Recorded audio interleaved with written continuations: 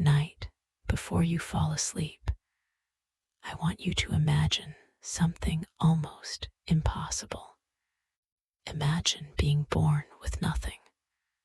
No kingdom, no palace, no army, no famous family name, no inheritance waiting for you. Imagine growing up so poor that your family survives by gathering roots from frozen riverbanks and catching fish with handmade tools. Imagine being abandoned by your own people, hunted by your enemies, and left to face one of the harshest landscapes on earth completely alone. Now imagine that same child growing up to build the largest contiguous land empire in human history, an empire that stretched from the Pacific Ocean to the edges of Europe, an empire so vast that messengers could spend months crossing it, an empire whose influence still shapes the modern world hundreds of years later. This is not a legend. This is not mythology. This really happened, and the man who accomplished it began life as a forgotten boy on the windswept grasslands of Mongolia. Tonight, we will follow that journey from loneliness to power, from exile to empire, from Temujin, the abandoned child, to Genghis Khan, the ruler who changed the course of history. So dim the lights, settle comfortably beneath your blankets, allow your breathing to slow, and together, let us travel back more than 8 centuries to a world of endless grass, wild horses, and horizons that seem to stretch forever. But before we begin, disclaimer: this video is created for educational and historical storytelling purposes. Historical events, beliefs, and actions described in this story reflect their time period and are presented to help us understand the past, not to celebrate violence or promote harmful behavior. Chapter 1: The Sea of Grass. Long before there was an empire, there was the steppe. At first glance, it looked almost empty. There were no great cities rising above the horizon, no stone castles, no crowded marketplaces, no monuments announcing the power of kings. Instead, there was grass, an endless ocean of grass. The land rolled outward in every direction beneath an enormous sky. During summer, waves of green stretched so far that earth and heaven seemed to meet in the distance. During winter, snowstorms could erase the landscape entirely, turning familiar ground into a white wilderness where survival depended on experience, memory, and luck. This was the Mongolian steppe. It was one of the most demanding environments on Earth. The people who lived here could not depend on farms. They could not rely on permanent settlements. Life required movement. Every season brought new challenges. Families traveled with their animals, following fresh pasture and water. Their homes moved with them. Their possessions moved with them. Their entire world rested on the backs of horses, cattle, sheep, goats, and camels. A person who lost their animals could lose everything: food, transportation, shelter, status, even survival itself. The steppe rewarded strength, endurance, and adaptability. It punished weakness quickly and without mercy. Yet the people who lived here did not see the land as harsh. It was simply home. Children learned to ride almost as soon as they could walk. Horses were not merely transportation. They were companions, tools, and symbols of freedom. A skilled rider could spend most of the day in the saddle and think nothing of it. The rhythm of life followed the rhythm of the herds. Spring brought new animals into the world. Summer brought migration. Autumn brought preparation. Winter brought endurance. Everything revolved around nature. Everything revolved around movement. And from generation to generation, the steppe produced people uniquely suited to this life. Among them were the Mongols. But during the 12th century, the Mongols were not united. Far from it, the grasslands were divided among many tribes and clans. Some were allies, many were rivals. Conflicts erupted over grazing land, livestock, prestige, and revenge for old grievances that sometimes stretched back decades. Loyalties shifted constantly. A friend today could become an enemy tomorrow. A powerful leader could attract followers quickly. A weak leader could lose them just as quickly. There was no single ruler, no united nation, no empire, only a patchwork of competing groups spread across an immense landscape. Most people believed things would remain that way forever. History, however, had other plans. Around the year 1162, though historians still debate the exact date, a child was born into a clan known as the Borte. His father was named Yesugei. His mother was named Hoelun. Neither could have known that their son would one day become one of the most influential figures in world history. To them, he was simply a child. They named him Temujin. The name came from a captured enemy leader, following a custom common among the people of the steppe. It was not an extraordinary beginning. Nothing about those early days suggested greatness. No one could have looked into the future and predicted what was coming. The boy grew up among horses, family members, and the routines of nomadic life. He learned the skills expected of every young Mongol.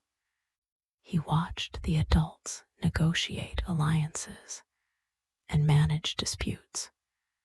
He listened to stories beside evening fires. He learned how quickly fortune could change. And soon, he would learn that lesson more deeply than most children ever do. When Temujin was still very young, his father arranged a future marriage for him, following traditions common across the steppe. The journey seemed routine. The future appeared secure. Then everything changed.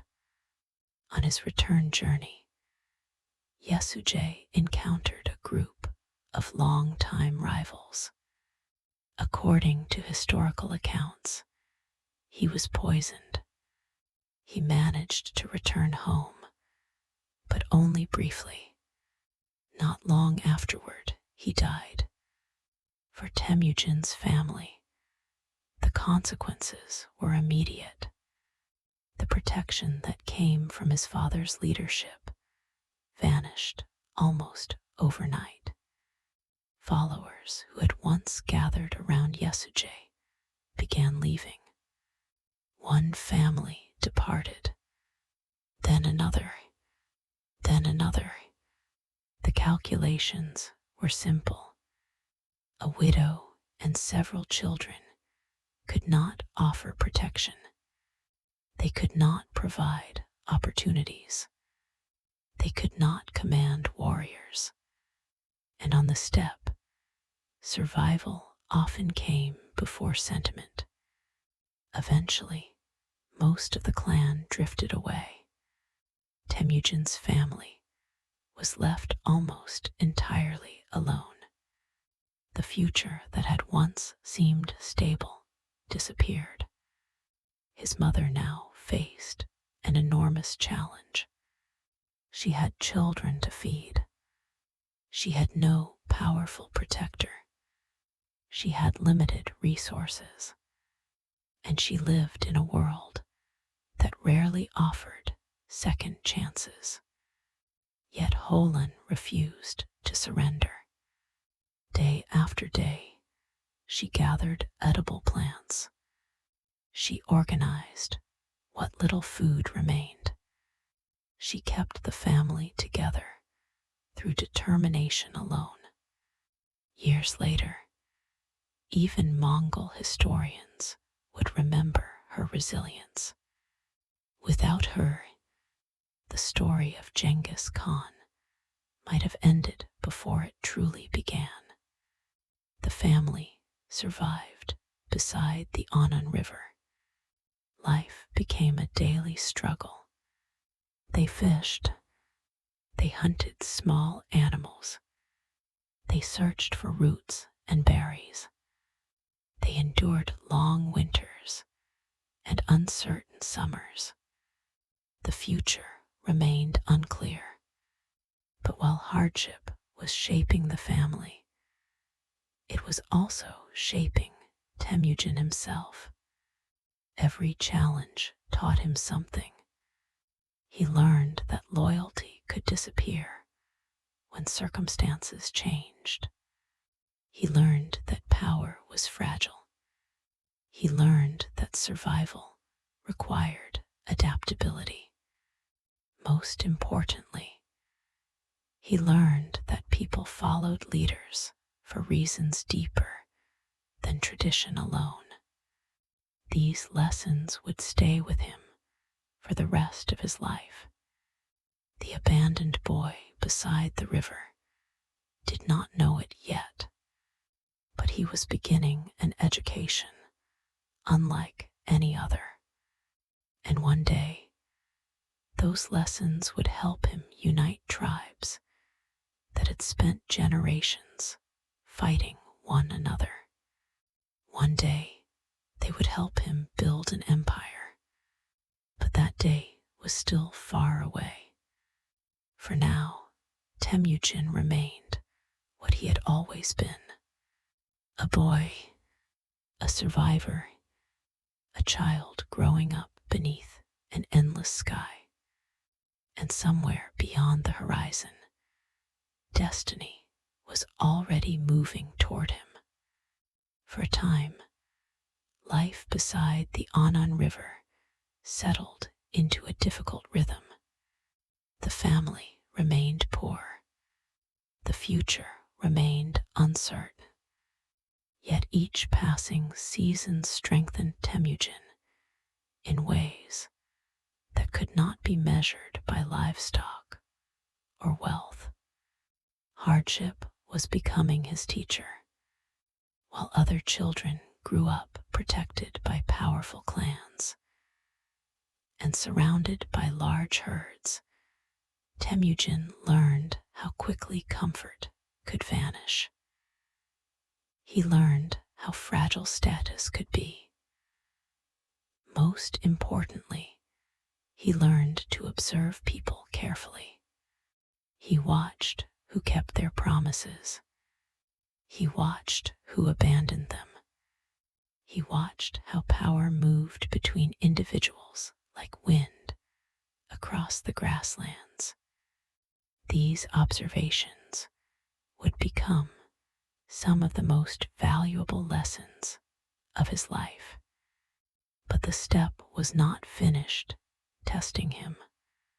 As Temujin entered his teenage years, the Tachiud clan began paying closer attention to him. They remembered his family. They remembered old rivalries. And they understood something that many people overlooked. A boy who survives hardship sometimes becomes stronger because of it. The Tachiud leaders had no desire to discover what kind of man Temujin might eventually become. So they decided to act while they still believed he was vulnerable. One day, their warriors arrived. Temujin was captured. He was not executed. Instead, he was placed inside a heavy wooden collar designed to restrict movement and ensure humiliation. It was the kind of punishment meant to send a message. You are powerless. You belong to us. You have no future. For many prisoners, such treatment would have broken their spirit. Temujin reacted differently. He waited. He watched. He listened. And he searched for an opportunity. Days passed, perhaps weeks. Then eventually, opportunity arrived. During a gathering, while attention was focused elsewhere, Temujin managed to escape. The details vary depending on which historical source is consulted, but the heart of the story remains remarkably consistent. He fled into darkness. He hid. He evaded his pursuers. And when others might have surrendered to fear, he kept moving. What happened next became one of the defining moments of his early life. A man named Sorkin Shira discovered the fugitive. He could have revealed Temujin's location immediately. He could have earned favor and rewards. Instead, he chose compassion. Or perhaps he saw something unusual in the young prisoner. Whatever his reasons, he helped. His family sheltered Temujin. They helped remove the wooden collar. They gave him a chance to escape completely. It was a small act in the grand scale of history. Yet history often turns on small acts. Years later, when Temujin possessed enormous power, he never forgot what had happened. He rewarded those who had helped him. He remembered loyalty. And unlike many rulers throughout history, he remembered it long after he no longer needed to. Eventually, Temujin returned to his family. He was free once more, but freedom alone was not enough. If he wanted security, influence, and a future, he needed allies. He needed relationships. He needed connections that stretched beyond his struggling household. Fortunately, one such connection already existed. Years earlier, before his death, Yesugei had arranged a marriage for his son. The bride's name was Borte, and now the time had come to honor that agreement. Temujin traveled to meet her family. The years had passed. Much had changed, yet the arrangement remained intact. Borte welcomed him. The marriage proceeded. From that moment forward, she would become one of the most important people in his life. Historians often focus on kings, battles, and empires, but Borte's influence should never be underestimated. She was intelligent, resilient, practical. Throughout Temujin's rise, she would serve as a trusted partner whose advice carried genuine weight. Together, they began building a future.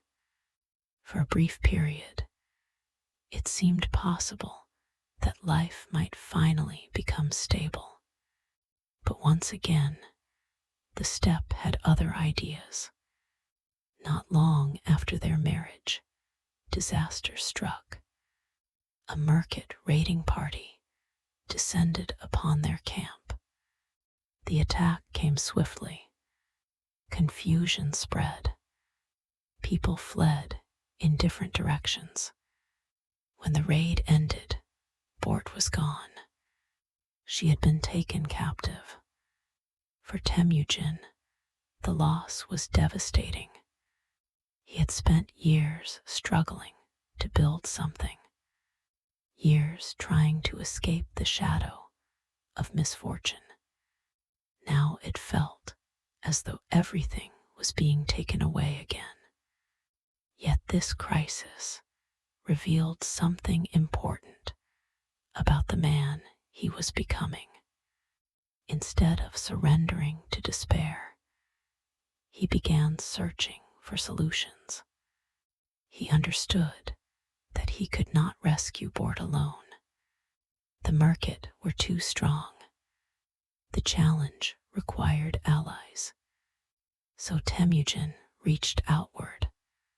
First, he approached Togrul, the ruler of the powerful Karait people. Togrul had once shared a close relationship with Temujin's father. That connection still mattered. Temujin offered gifts. He appealed to old bonds. He asked for help. Togrul agreed. Then Temujin reached out to someone even more important, a childhood friend, a sworn brother, a man named Jamukha.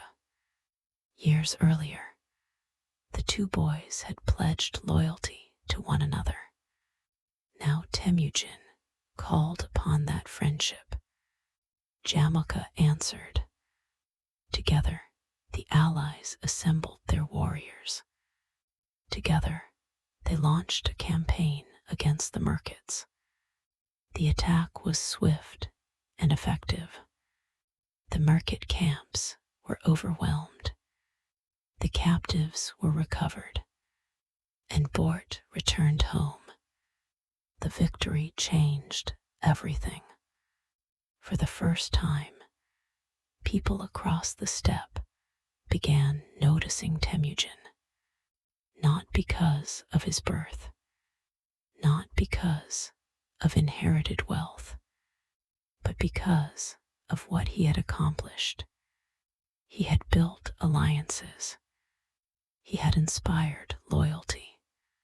He had achieved something many believed impossible. Reputation began spreading, and on the steppe, reputation was a form of power. As months passed, Temujin and Jamukha spent considerable time together. At first, their friendship appeared stronger than ever. They traveled together, shared ideas, discussed leadership, discussed the future. To outside observers, they seemed destined to become partners in shaping the destiny of the steppe. Yet beneath the surface, differences were growing. Jamukha represented tradition. He believed leadership should remain tied to noble birth and ancient customs. Temujin was beginning to think differently. He cared less about ancestry. He cared more about ability. If a man was brave, loyal, and competent, Temujin believed he deserved opportunity regardless of where he came from.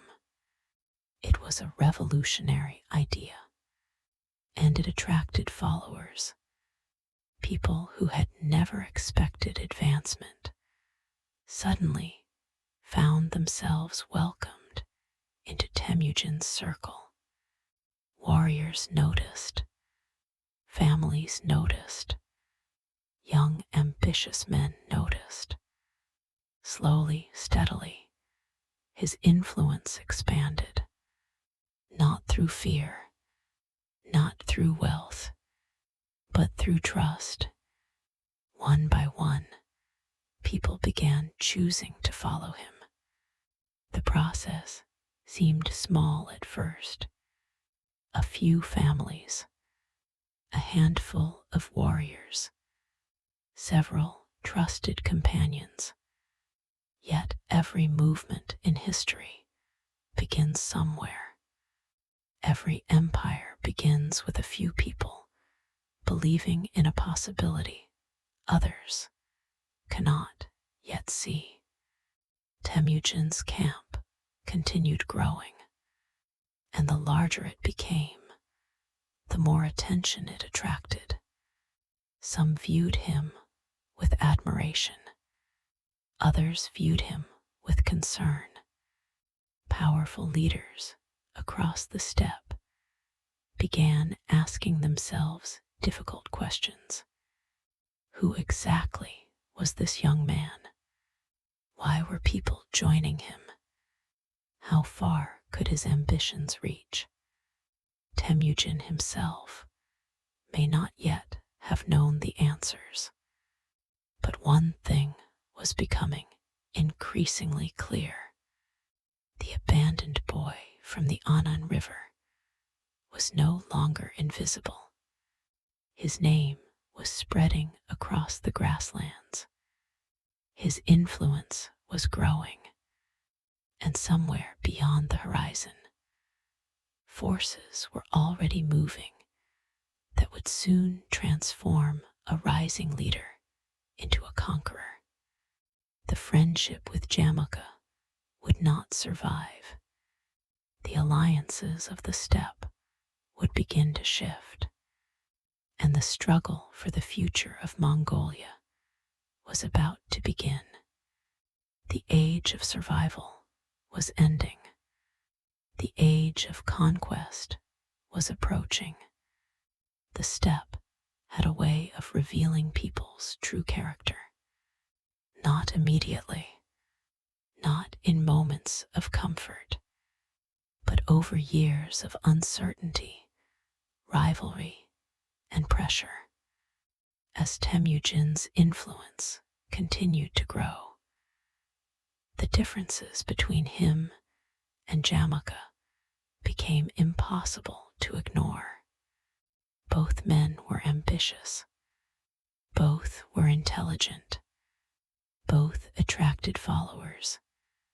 Yet they imagined the future in very different ways.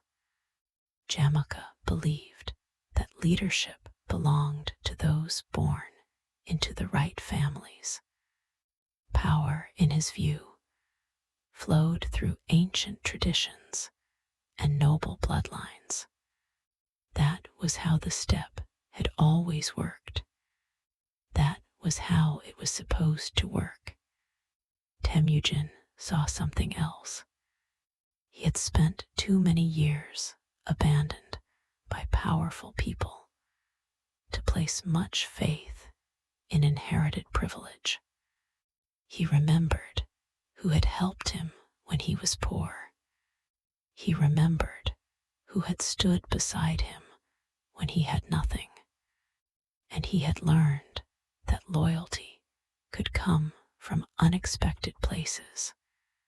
If a person was capable, brave, and trustworthy, Temujin believed that person deserved opportunity.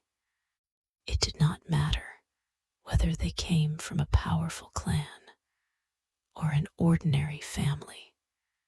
This philosophy began attracting people in remarkable numbers.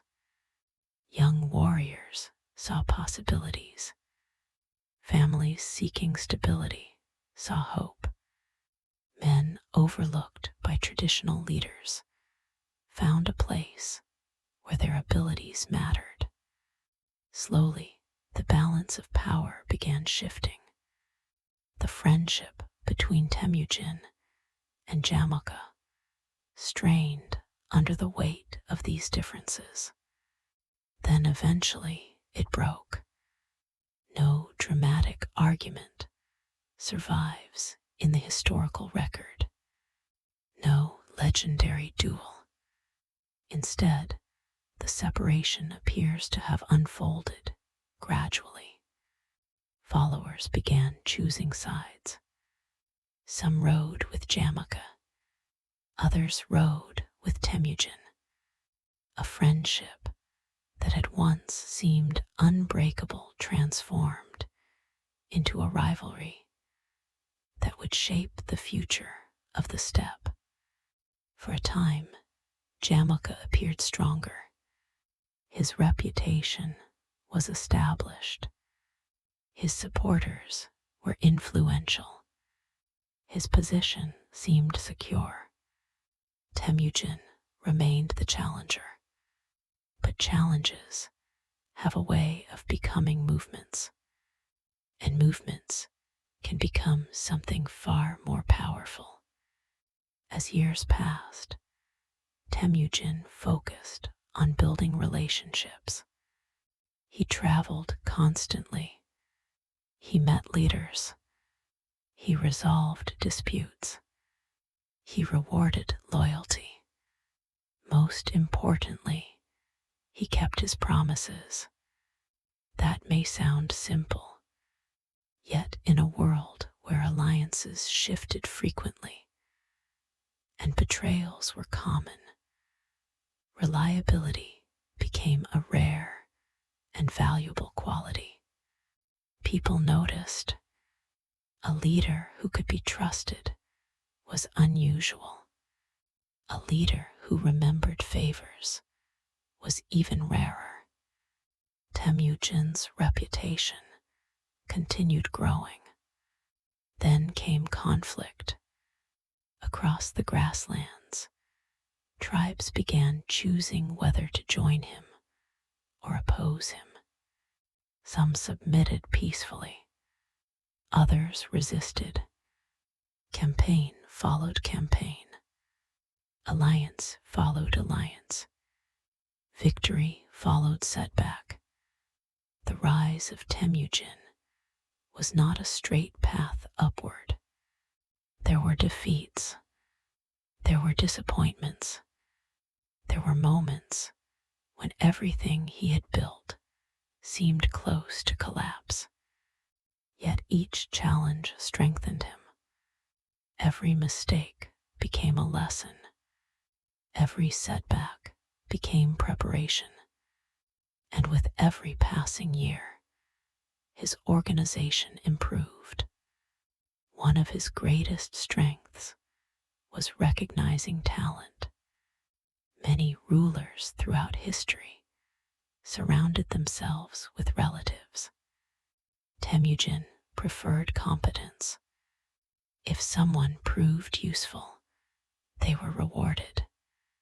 If they demonstrated skill, they advanced.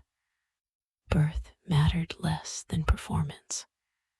This attracted extraordinary individuals, warriors, strategists, scouts, advisors, people who might otherwise have remained unnoticed found opportunities within his growing movement. Among them were future legends, men whose names would one day echo across continents. But at this stage, they were simply loyal followers, helping build something unprecedented. Temujin also introduced a revolutionary way of organizing people. Traditionally, warriors remained grouped according to tribal identities. This often created problems. Clan loyalties sometimes competed with larger goals. Old rivalries could weaken cooperation. Temujin wanted something different. He reorganized his followers into units that mixed people from various tribes. Men who might once have considered themselves enemies now served side by side. Their loyalty shifted away from tribal divisions. Instead, it focused on the larger organization and ultimately on Temujin himself. It was a simple idea, yet its impact was enormous.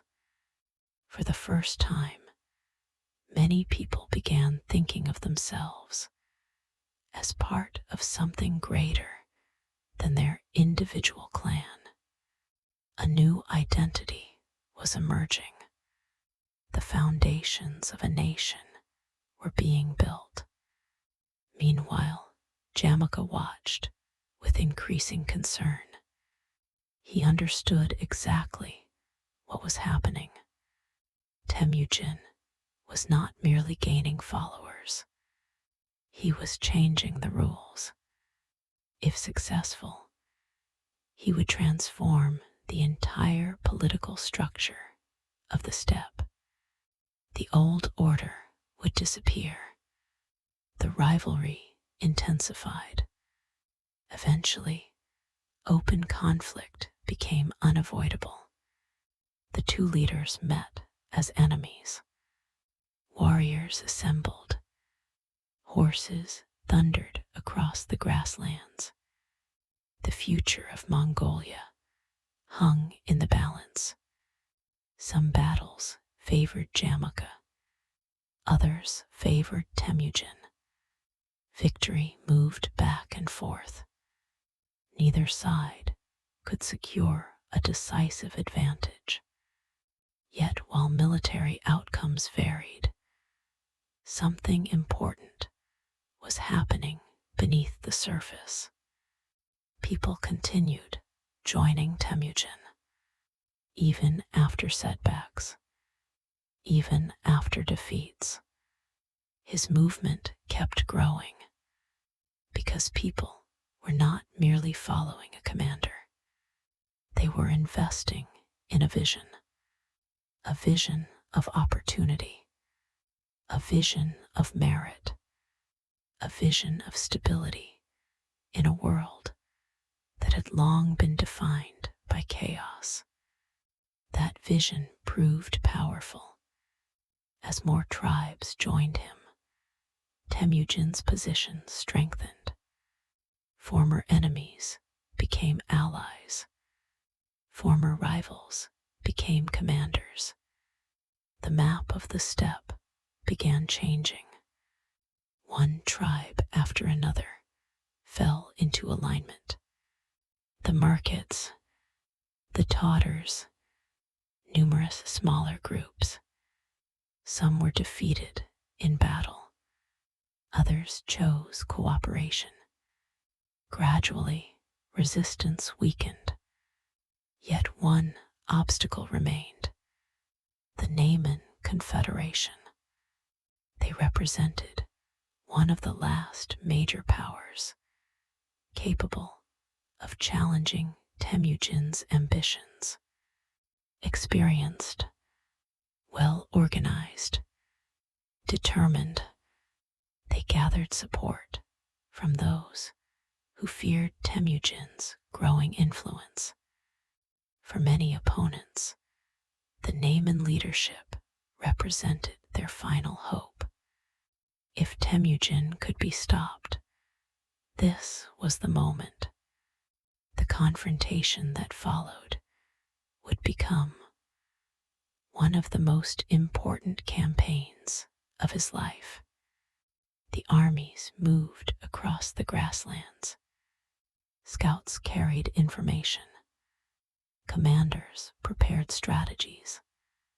Warriors sharpened weapons beneath the vast open sky. When battle finally arrived, Temujin demonstrated everything he had learned over years of struggle: discipline, organization, adaptability. His forces moved with remarkable coordination. They communicated efficiently. They responded quickly to changing circumstances. And when opportunities appeared, they exploited them. The result was decisive. The Naaman power structure collapsed. Their leadership fragmented. Their coalition disintegrated. The final major obstacle to unification disappeared. Across the steppe, people understood what this meant. The old world was ending. A new one was beginning. Not everyone welcomed the change. Many feared it. Others resisted until the very end. Yet momentum now belonged to Temujin. His former friend, Jamukha, remained one of the last symbols of opposition. For years, the rivalry between them had shaped events across Mongolia. Now it approached its conclusion. Eventually, Jamukha was captured, not by Temujin, but by men who hoped to gain favor by delivering him. Their decision revealed something important. Even among his remaining supporters, confidence had begun fading. The tide of history was moving in one direction. When Jamukha was brought before Temujin, something unexpected happened. The captors expected rewards. Instead, Temujin condemned their betrayal. A leader who abandoned loyalty whenever it became inconvenient could not build lasting trust.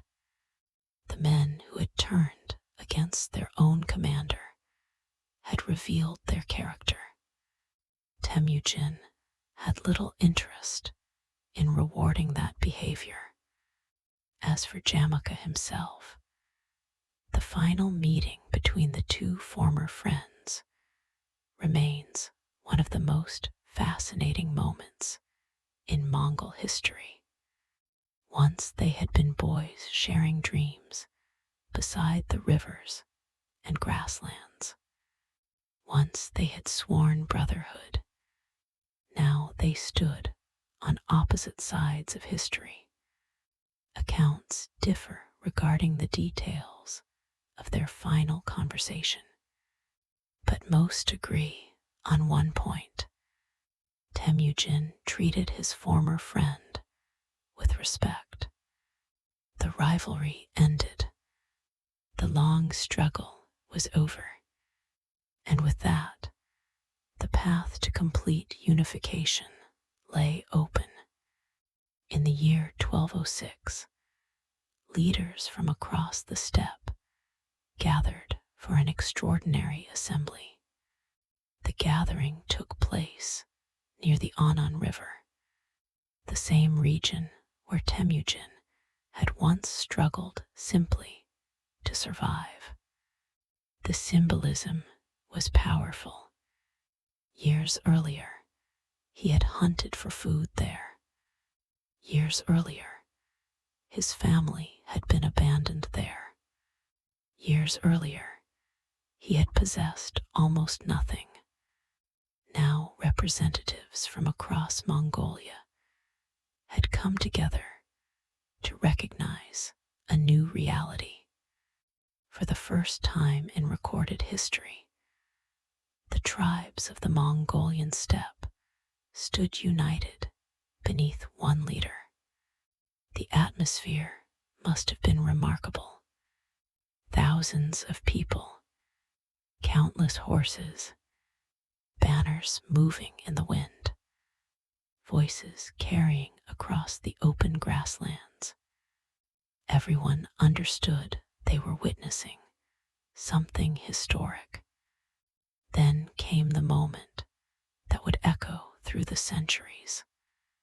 Temujin received a new title, a title the world would never forget.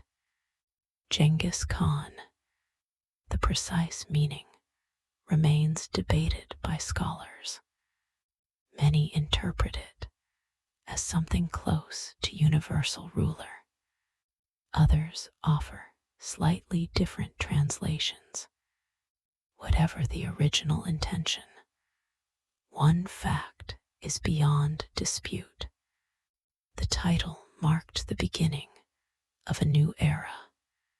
The abandoned boy no longer existed.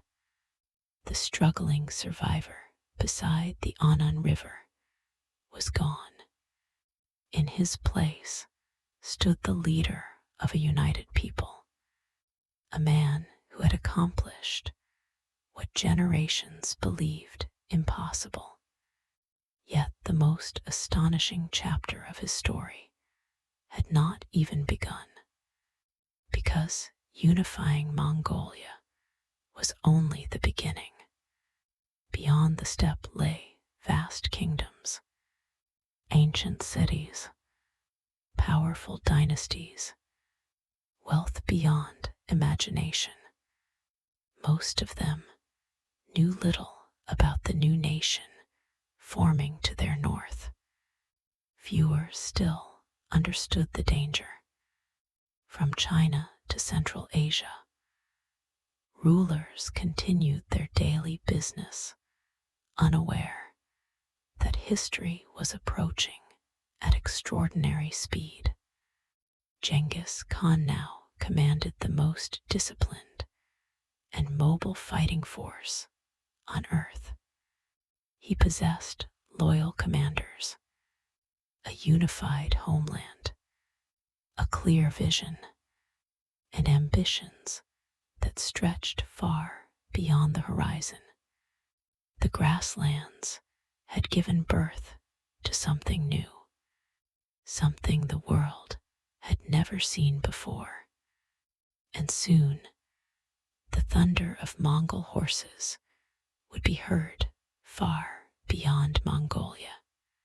The age of conquest was about to begin.